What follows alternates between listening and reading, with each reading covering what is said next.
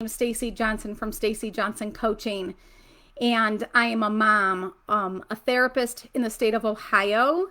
If you are listening and want to share where you're listening from, or even if you listen to the replay, where are you listening from? I'm from Ohio. It's a little chilly today, actually. We actually had a freeze warning last night. And so I'm therapist, I'm a woman empowerment coach, and it is my mission, it is my drive to help as many women as I possibly can from, wanting to learn how to overcome anxiety and overthinking. And that's why we're here today. We're going to talk about how do I stop overthinking so I feel like my mind feels less cluttered and with my thoughts, and I feel less anxious. If you see me glancing over, I'm just looking at my notes. I want to make sure that you get the most out of this training. So I do take notes to make sure that I'm covering everything that I want to cover. Did you know that our brain has 60,000 thoughts a day? 60,000. That's a lot of thoughts. And most of the thoughts, or the ones that we remember, are not helpful. They don't have anything to deal with our goals. And a lot of times they're not even true. Overthinking is when our brain puts these thoughts in overdrive. Typical thoughts help us problem solve and understand things more clearly. And overthinking is a common cognitive process where we dwell on specific thoughts, problems, or situations excessively. It involves constantly analyzing, second guessing, and worrying about an issue, often to the point that we become anxious or we have that chronic stress feeling, that just overwhelmed feeling. Common causes of overthinking include uncertainty, which is when we face a situation that lacks clarity or a clear answer, and we overthink trying to find an answer. During the pandemic, there was a lot of uncertainty, uncertainty of when were we going back to work, uncertainty about when kids were going back to school. There was so much uncertainty, and now we're seeing a lot more of the residue of this overthinking from that. A lot of people are still feeling anxious from that pandemic. Perfectionism. Perfectionism is when we thrive for perfection and we overthink decisions and actions as we fear of making a mistake or falling short of our high standards. And we talked a lot about this last week. In regards to perfectionism, and you can go back to that training and last week to talk more and listen more about the perfectionism piece. Negative self-talk, which is self-criticism and a tendency to focus on past mistakes, and that leads to overthinking. Fear of consequences. The anticipation of negative outcomes can trigger overthinking as we weigh our potential risks and benefits of our decision. Rumination, which is repeatedly going over past events, especially negative ones. These can lead to overthinking as we have this inability to move from the past. Analysis paralysis. We talked about this last week as well, and that's having too many options or too much information to consider, and we just kind of get frozen in our thought process, and we overthink why are we frozen? And then also we overthink all of the choices that we have. And so we just can't make a decision at all. And that leads to analysis paralysis.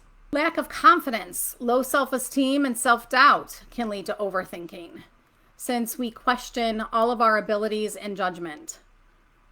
And then there's cognitive distortions. And I go into great detail about cognitive distortions in my Thrive Beyond Anxiety program. There is quite a few cognitive distortions that are related to overthinking, and I go into details of that in the Thrive Beyond Anxiety coaching program. So like I said, thinking in general helps us, problem solve, helps us, make decisions more clearly.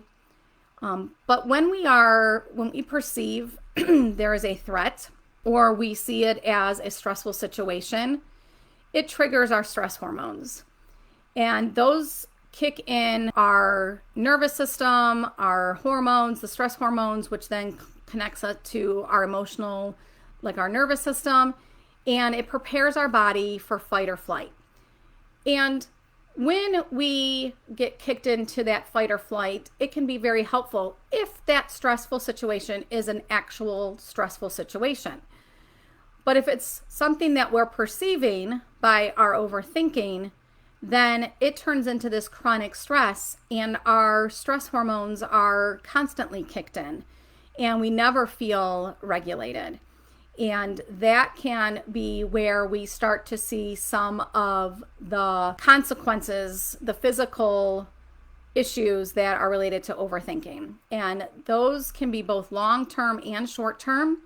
And this can include racing heart, headache, nausea, muscle tension, fatigue, dry mouth, dizzy, increases in breathing rate, aching muscles, trembling and twitching, sweating, disturbed digestion, immune system suppression, and memory issues.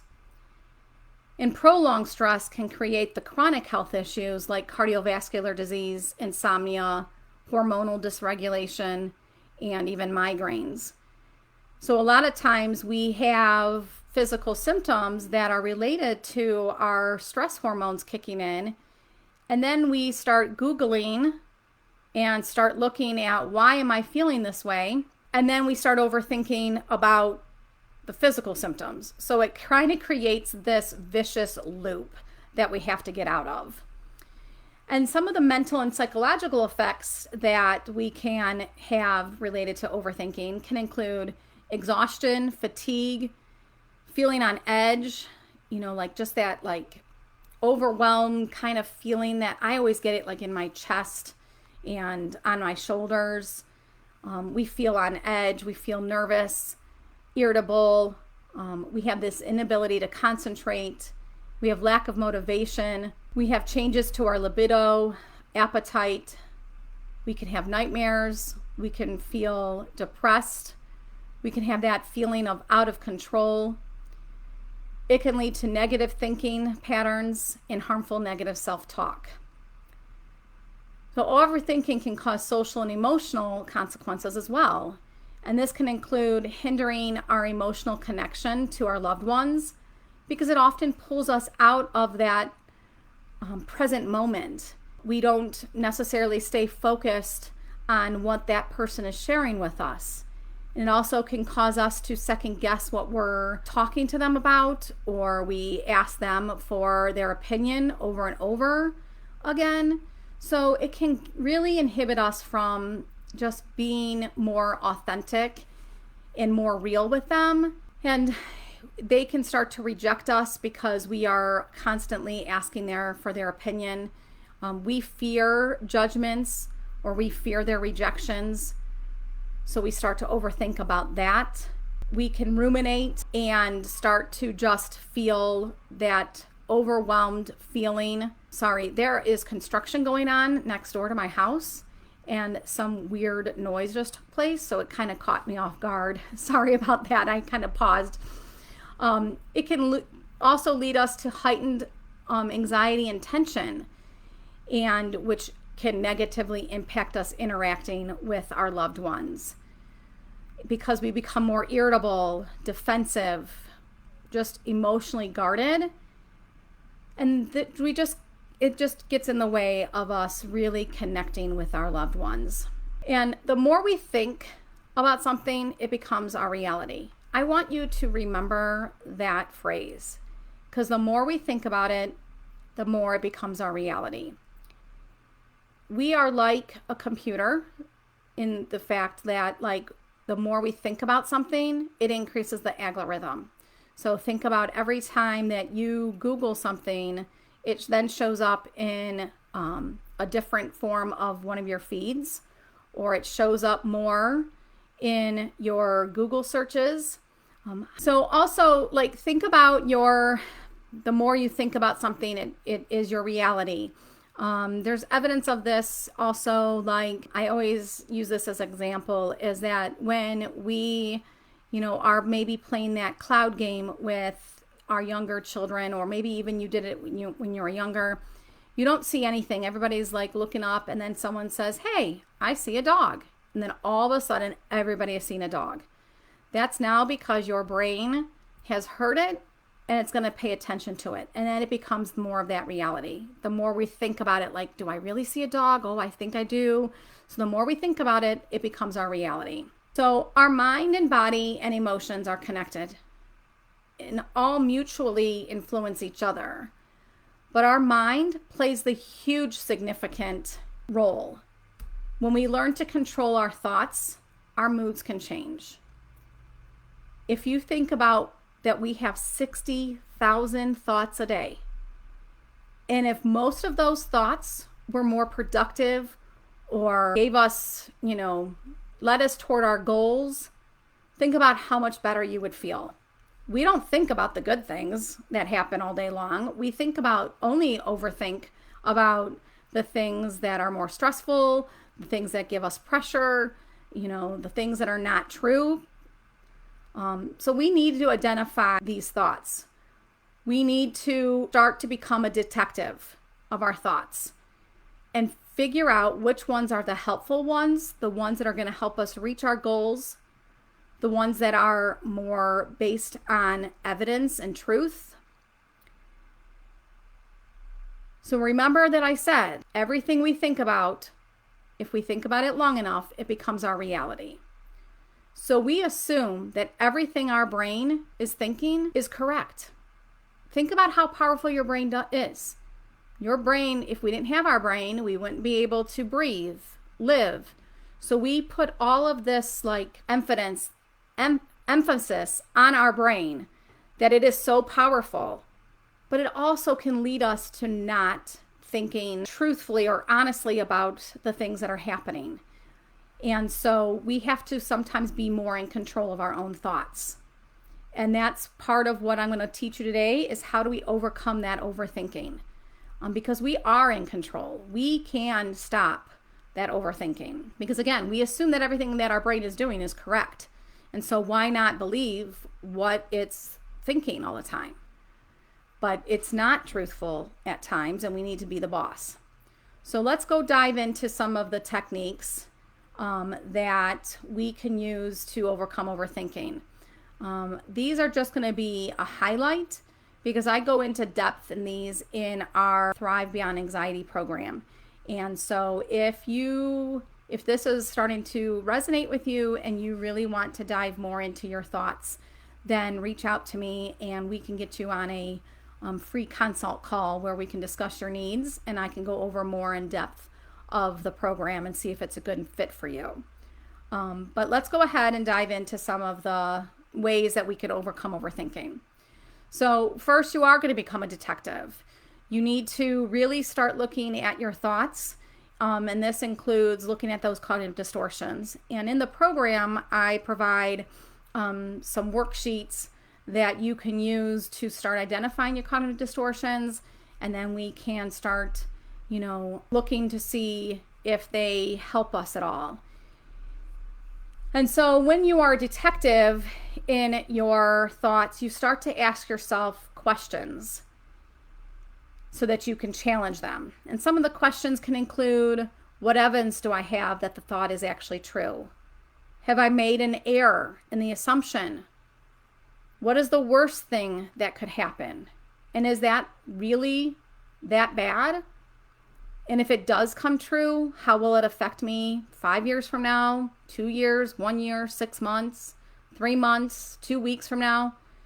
So learning to become a detective and then also asking ourselves these challenging questions. And in the Thrive Beyond Anxiety program, I give you a list of questions that you can start to use as part of your kind of research gathering to find out if these thoughts are true. The other step is that you can invite your worries or invite these thoughts. Now, that seems contradictory to what we want to do because we're trying to get rid of them. So, why are we going to invite them in? Well, what we do with inviting them in is that we identify a time in the day that you give yourself permission to think. So maybe you identify 8 o'clock at night or 3 o'clock in the afternoon. Whatever seems fit for you, you identify a time, and I would put a time limit on it, maybe 10 minutes. And you're going to write everything down that you're thinking about. And then later in the days or the times in the day when you're thinking, you start to overthink and you're like, oh my gosh, why am I overthinking this? Or this is causing me so much stress. That's when you are the boss and you tell yourself, no, I'm not doing this right now. I will do this during my thought time. And a lot of times when you get to your thought time, you forget what you were thinking about and it doesn't even become anything that you need to address. Your brain won't forget it if it is a true worry that needs to be addressed. But a lot of times they are things that have come in from the past or something that we're worried about the future. So it's not something that we need to worry about right at this moment. And that's the other thing that kind of goes along with the worry time is that we can start to look at like what we can control and what we can't control. And so part of looking at our thoughts is also looking at what we can control and what we can't.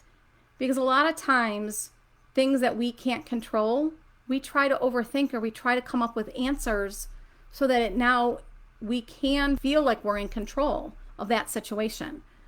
So trying to look at things that we can control and things that we can't really can help you stop that overthinking as well. Another technique that I use is called ditch the dreads. And this is when we're going to notice our thoughts and worries are present without obvious reason. Like we recognize that we are having these feelings and we recognize that the feelings aren't going to hurt us. They really aren't. It's the thoughts that kind of get in the way and they're the ones that are triggering the feelings. And so when we notice the feeling and then we start to notice the thoughts and we ask ourselves, have I ever failed myself before? And then you're going to tell yourself, I'm not going to worry about that right now. I'll worry about that during my worry time. And then you swap it with a more pleasant thought. You bring in something enjoyable into your memory bank and put that. And then you're going to try not to go back to that worry and look for evidence of why that's something you have to worry about. That's why we're going to ditch it. And then there's also mindfulness and meditations. I am trained in mindfulness and I use a lot of them during the Thrive Beyond Anxiety because we'll use mindfulness as a technique to get ourselves in the here and the now. And one technique that I use is a meditation that is related to either a river or a cloud. I'll describe the cloud one right now. Basically, you act like you are in the middle of a field, you're laying down. You're going to use all your senses to kind of pull you into that setting. And then you put your thoughts on the clouds and you don't judge them. You just let them keep passing. You don't try to stop them and figure out why are you thinking that right now? Where is that coming from? You're just going to let it keep passing by on a cloud. But getting in that moment using mindfulness takes a little bit of practice. And I do that whole guided meditation in the Thrive Beyond Anxiety. Another technique is that you move your worries. Get up and dance. Have a dance party. Have a play date with your grandchildren or children. You want to regulate your nervous system. So we move our worries and we regulate our nervous system. So basically, move the body, distract your worries. And one of the last concepts is that negative core beliefs is a huge thing of overthinking. And I, again, go into detail on this in the coaching program, but our negative self-talk that we have, that inner self-critic that is talking to us a lot of times, come from core beliefs that have been kind of ingrained in you through the past years, maybe from trauma, from your own parenting, Maybe somebody in your career has said something about you, but these beliefs kind of get in the way, and we start to use that negative self-talk, and that negative self-talk can be part of the overthinking as well. And so we want to use some of the same kind of detective or some of the challenging questions that we use for our cognitive distortions. We want to use those same kind of questioning to question our negative self-talk in some of the same ways. And so we're going to ask ourselves about that belief. We're going to find out if that belief is true or not. And then we also can have a time when we are feeling more calmer. We create a self-script. So we create this script that we can replace the negative script with, so that when we are feeling stressed, if we've practiced it enough, again, if we think about it, it becomes our reality. So if we think about something long enough, it becomes our reality. So if we replace those negative talk with the positive self-script, then it becomes more of our reality, and it becomes easier to access because we've repeated it so many times that it becomes easier to access during the times of stress. So we want to have that positive self-script available for us. So we want to kind of have a different playlist in our head. We want to access that different playlist when we're feeling stressed. And then one way you can do this is also putting self-statements, positive self-statements around your areas that you may see more frequently. Maybe the coffee pot, medicine, the toothbrush. Write them on a sticky note. Positive affirmations. And so when you see it, you say it. And then it starts to come naturally to you. So hopefully this all is helpful information for you. If this is resonating with you, please contact me and we can discuss your needs a little bit more. I know overthinking is a huge thing for high achieving women, and it tends to get in the way of a lot of things. When talking to women, I know myself, overthinking was a huge piece to my stress.